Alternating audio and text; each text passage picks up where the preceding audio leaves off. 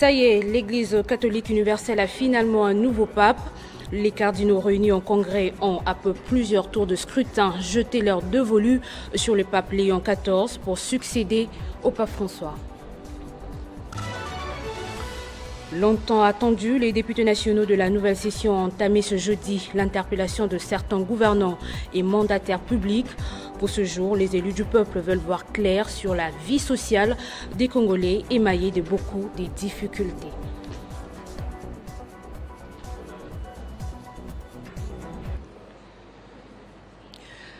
Nouveau journal sur Télé 50, merci de votre fidélité. Abimous Papam, après de fumée noire, la fumée blanche s'est finalement levée ce soir au-dessus de la chapelle Sixtime, annonçant l'élection du nouveau souverain pontife. Le cardinal américain Robert Francis Prévost a été élu pape et choisi de régner sous le nom de Léon XIV. Il devient ainsi le premier américain à accéder au trône de Saint-Pierre, une grande nouvelle pour le monde entier et un tournant symbolique pour la communauté catholique mondiale. Regardez cette fumée blanche, de la fumée blanche qui s'échappe de la cheminée de la chapelle Sixtine, sous les applaudissements et les larmes même des fidèles rassemblés place Saint-Pierre depuis hier, de la fumée blanche, c'est-à-dire que les 133 cardinaux qui étaient coupés du monde depuis hier ont élu un nouveau pape. À Kinshasa, c'est en direct sur la chaîne nationale que les élus auditionnent ce jeudi quelques membres du gouvernement et mandataires publics. C'est un exercice réclamé depuis quelque temps au président de la Chambre basse, Vital Kamerhe. Les députés nationaux veulent voir clair sur la vie sociale des Congolais émaillés de beaucoup de difficultés. Parmi les faits marquants cet après-midi, l'absence du patron de la RVA qui a sérieusement irrité les élus du peuple. Autre chose, la protection de l'emblème de la Croix-Rouge devient une priorité essentielle, à en croire le comité international de la Croix-Rouge et du Croissant-Rouge. Au cours d'un atelier d'information et des diffusions sur le mandat de la CIRC, c'est sur l'état des lieux de la mise en œuvre des instruments internationaux relatifs au droit international humanitaire en République démocratique du Congo, organisé à l'adresse des parlementaires. Les membres du CICR ont lancé la proposition de loi portant protection de l'emblème de la Croix-Rouge. C'est une journée d'information sur le droit international humanitaire organisée à l'adresse des parlementaires à laquelle le CICR, en sa qualité de gardien et promoteur du DIH, a profité de l'occasion pour renforcer les plaidoyers sur la nécessité de mettre en œuvre les traités de DIH, spécialement ceux relatifs à la protection et l'utilisation de l'emblème de la Croix-Rouge, ainsi que la protection des personnes déplacées internes en vue de son adoption. La protection de l'emblème de la Croix-Rouge est une question de sécurité et de respect, insiste Claudine Mouchoubikwa, conseillère juridique régionale du CICR. Nous sommes venus demander aux honorables députés d'examiner la question justement de la mise en œuvre du DIH et principalement cette question de protection de l'emblème et aussi la question de la protection des déplacés internes. Il faut que l'État les protège en autorisant, par exemple, le passage sécurisé de l'aide humanitaire, en pourvoyant aux besoins essentiels de ces personnes, même dans les camps où ils sont. L'atelier a concerné les députés membres de trois commissions, à savoir défense et sécurité, droits humains et politique administrative et juridique. Pour sa part, le président de la commission défense et sécurité, Rubens Mikindo, a salué l'initiative. Pour lui, c'est une belle occasion pour les CICR de présenter certaines préoccupations qui pourraient être véhiculées par les élus nationaux. Il s'y est dénoté que l'emblème de la Croix-Rouge est un symbole de protection des victimes des conflits et toute autre personne dont les besoins reconnus mondialement. L'adoption de cette loi va non seulement renforcer la sécurité des victimes, mais aussi et surtout des travailleurs humanitaires. 8 mai, le monde célèbre la journée mondiale de la Croix-Rouge et du Croissant-Rouge, une façon de rendre hommage aux volontaires qui travaillent chaque jour sans relâche. La ministre des Affaires sociales, Action humanitaire et Solidarité nationale, Nathalie Azizamounana, a salué les efforts consentis des milliers de personnes qui s'y donnent au volontariat et a saisi l'occasion pour réconforter les sinistrés dans différents hôpitaux de la place. Et suite à des multiples analyses et efforts, la mission d'observation électorale Regard Citoyen, avec l'appui de la Democracy Reporting International, en collaboration avec ses partenaires de la Coalition pour les réformes électorales, a solennellement présenté les plaidoyers pour les réformes électorales et institutionnelles ce jeudi, après les dernières élections organisées en 2023 et 2024 en RDC. Il s'agit d'un rapport de 18 pages compilant une série de recommandations de la société civile pour les réformes institutionnelles et électorales issues de la mission d'observation électorale Democracy Reporting International en lien avec les élections générales du 20 décembre 2023 et partielles de 2024 en RDC. Le présent Vadmecum est le fruit d'un travail de concertation et des rapprochements de plusieurs analyses expertes de la société civile électorale. Il veut être une contribution aux efforts de nombre de Congolaises et Congolais qui considèrent que les élections peuvent être mieux organisées dans le pays. Les documents consensuels de ces rapprochements ont servi de base de travail pour une consultation plus large avec les principales autres missions d'observation électorale qui ont publié des rapports à l'issue des élections du 20 décembre 2023. Présent lors de cette cérémonie, Didi Manara, deuxième vice-président de la Commission électorale nationale indépendante, a exprimé sa satisfaction concernant ces initiatives prises par cette mission d'observation électorale. Je tiens tout d'abord à exprimer au nom de son Excellence, Monsieur le Président de l'État, notre profonde gratitude à l'organisateur pour cette initiative pertinente qui s'inscrit dans une dynamique inclusive de réflexion, d'échange et de consolidation démocratique dans notre pays, la République démocratique. S'en est suivi la remise officielle de ces documents aux délégués de la CENI par les organisations de la société civile. Ces documents ont été élaborés par les collectifs d'experts des organisations de la société civile partenaires à Democracy Reporting International et les porte-paroles de la société civile. Il comprend également les propositions découlant du rapport de la mission d'observation internationale du Centre Carter et celle de l'Union européenne. Et lors de la plénière de ce jeudi 8 mai 2025, le ministre de Finances Doudou Fwamba Likoundé a apporté des précisions concernant les prétendus retards dans le paiement des émoluments de députés nationaux. À ce stade, aucun retard n'est enregistré, a-t-il affirmé devant les élus. J'aimerais rassurer les élus du peuple que votre gouvernement s'attelle à faire face à une situation exceptionnelle. Et nous la relevons avec fierté et honneur. Et nous avons besoin de l'accompagnement de nos élus et de votre soutien. Parce que pour enchérir ce qui a été dit par l'honorable Monsieur le Président, nous n'avons aucun retard de paiement au niveau de l'Assemblée nationale pendant le moment où je vous parle ici. Et je crois que nous méritons les encouragements de nos élus parce que la situation de la guerre dont nous faisons face et ce que nous faisons en termes de stabilité du cadre macroéconomique mérite à ce que nos élus nous encouragent, que nous puissions continuer dans cette direction.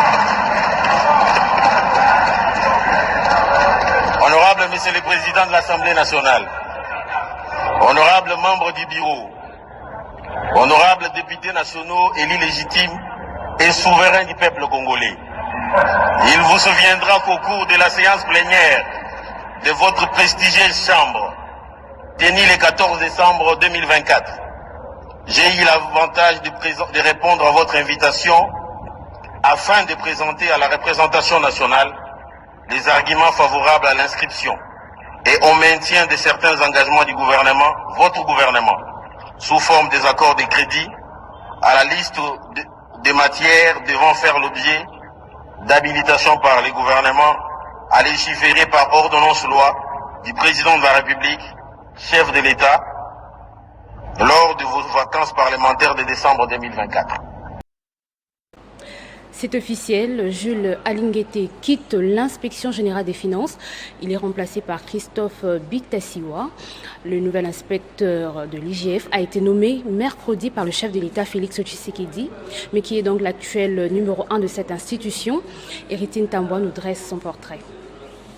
C'est la fin d'un mandat qui n'aura duré que 5 années pour Jules Lingueté après avoir gravi des échelons de l'inspection générale des finances. Lors de son mandat, l'ancien patron de l'inspection générale des finances, IGF, était vu déterminé à impliquer toutes les couches sociales du pays dans la lutte contre la corruption. Sous la direction de Jules Lingueté, l'institution s'est imposée comme un acteur majeur du contrôle financier, n'hésitant pas à épingler hauts responsables et entreprises publiques dans des rapports largement médiatisés. Réagissant sur cette transition, Jules Lingueté, désormais retraité, a adressé un message empreint de gratitude et de sérénité. Mes très sincères félicitations et vœux succès au nouvel IGF chef des services, M. Christophe Bitassi-Moi. Je tiens à exprimer toute ma gratitude à son Excellence, Monsieur le Président, pour la confiance placée en ma modeste personne durant ces 5 années passées à la tête de l'IGF. Au poste d'inspecteur général des finances, chef des services, Lingueté a été remplacé par Christophe Bitassi-Moi Bailly, qui selon les informations est docteur et détenteur d'un diplôme d'études approfondies en économie et développement de l'Université catholique du Congo. Inspecteur des finances des formations, il a exercé des fonctions dans les administrations, entreprises et établissements publics en République démocratique du Congo. Avant sa nomination, il occupait le poste d'inspecteur général des finances, chef des brigades des provinces et entités territoriales. Dans le même texte, Emmanuel Tshibingu Nsenga a été nommé inspecteur général adjoint de l'IGF. Sachez que la Robank a lancé officiellement ce mercredi son offre de Crédit Bail, une solution de financement innovante destinée aux entreprises congolaises désireuses d'investir dans leurs équipements sans affecter leur trésorerie. Ce dispositif financier permet aux sociétés d'accéder à des biens d'équipement stratégiques tout en conservant leur capacité d'autofinancement. Dans un contexte où la modernisation des outils de production devient un facteur clé de compétitivité, Robank propose à travers les crédits bail une réponse concrète aux besoins d'investissement des entreprises. Cette offre s'adresse aux grandes entreprises, PME et structures bien établies, leur permettant de financer l'acquisition de véhicules, d'équipements industriels ou encore des matériels techniques en évitant l'endettement traditionnel. Grâce à un contrat de location assorti d'une option d'achat, les crédits bail offrent à l'entreprise la possibilité de devenir propriétaire du bien à l'issue du contrat, moyennant une valeur résiduelle généralement symbolique. C'est dans ce sens qu'une conférence de presse de lancement a eu lieu à Kinshasa où Gancho Kipulu, Corporate Market Country Head, a pris la parole pour présenter l'offre et en souligner les enjeux stratégiques. C'est un financement qui vient faire la différence avec le financement habituel, le financement bancaire classique auquel nous sommes habitués. Le financement bancaire classique demande des garanties, demande beaucoup de contraintes aux clients, alors que le leasing permet à ses clients de bénéficier d'équipements sans forcément donner des garanties.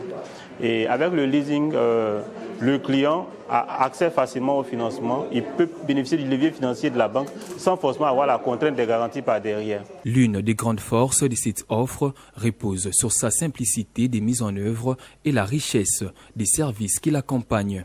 Robank prend en charge avec ses partenaires agréés l'ensemble du processus de l'achat de l'équipement à son assurance, en passant par la géolocalisation, la maintenance et la gestion des sinistres. Les clients n'ont qu'à choisir son matériel auprès d'un fournisseur agréé et bénéficier d'un accompagnement de bout en bout. Le gouverneur du Olomami, Banzamouloumé Marmon, séjourne à Malembankulu en mission d'itinérance. À son arrivée, un accueil chaleureux lui a été réservé par la population de ce coin. À Kinshasa, les réseaux sociaux font partie intégrante du quotidien des jeunes. Entre sources d'information, tremplins pour les talents, outils de business ou vitrines de mode de vie, ces plateformes jouent un rôle puissant. Mais derrière ces filtres et les likes se cachent aussi des réalités non reluisantes, pression sociale, comparaison toxique, fausse identité et cyberharcèlement. Alors pour la jeunesse quinoise, les réseaux sociaux sont-ils un levier de développement ou une source d'illusion et de mal-être? Tentative de réponse dans cet élément.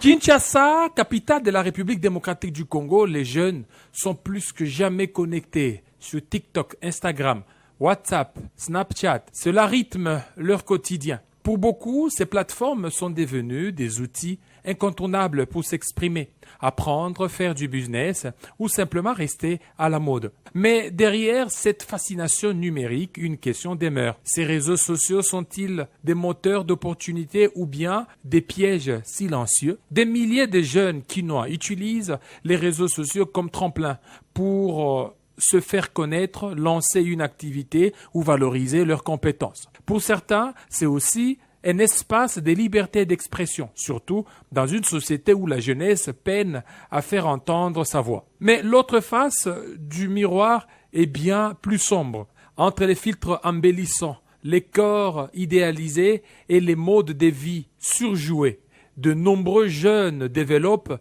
des complexes, un sentiment d'échec ou une fausse image de la réalité. Mais moi, personnellement, je prends beaucoup plus du côté positif.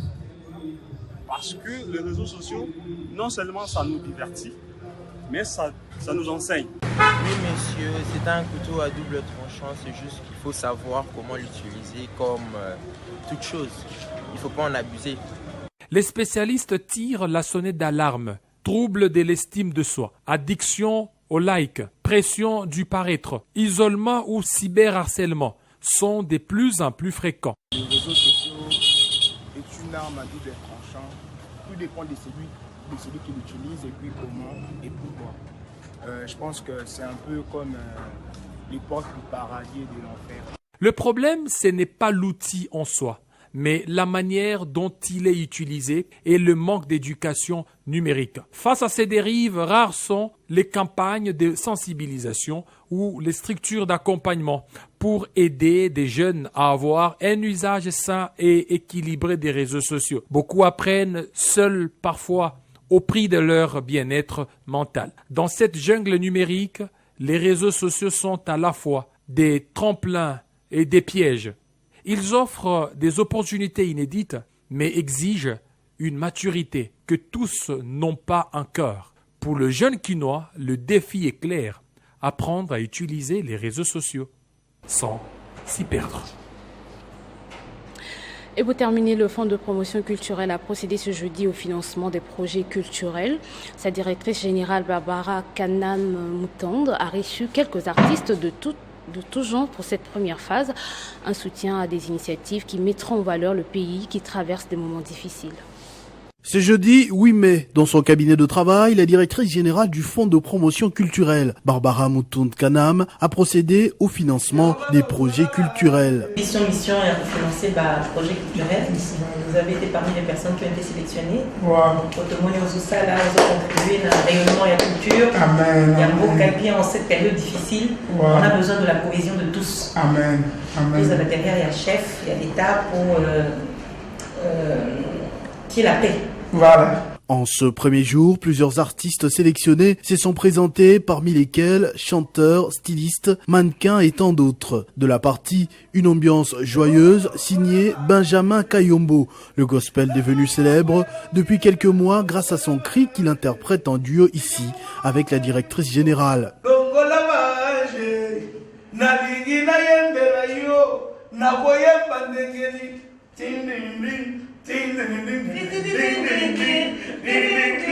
Vraiment, nazopesa Madame DG Barbara Kanamba, merci pour la geste utiko sala.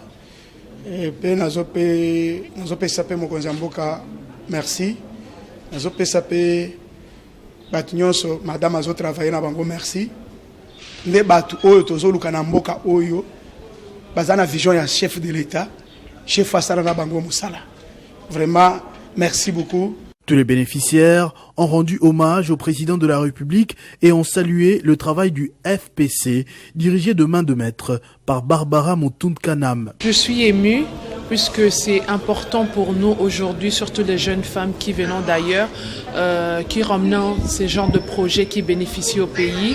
Et je tiens vraiment à remercier le FPC pour le soutien, puisque Miss Univers c'est une compétition internationale et qu'on organise de manière nationale pour élire la plus belle femme du pays qui va représenter le pays.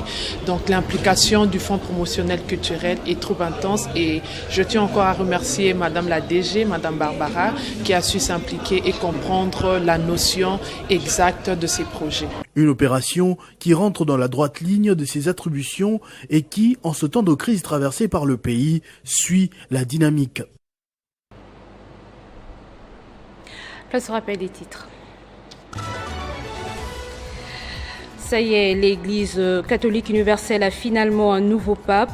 Les cardinaux réunis en congrès ont, après plusieurs tours de scrutin, jeté leur dévolu sur le pape Léon XIV pour succéder au pape François.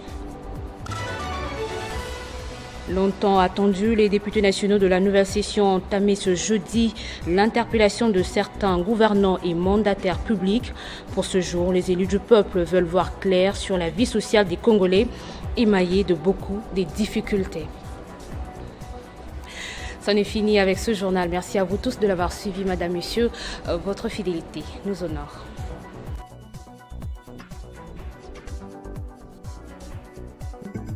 Retrouvez toute l'actualité en continu sur www.tele50.cd.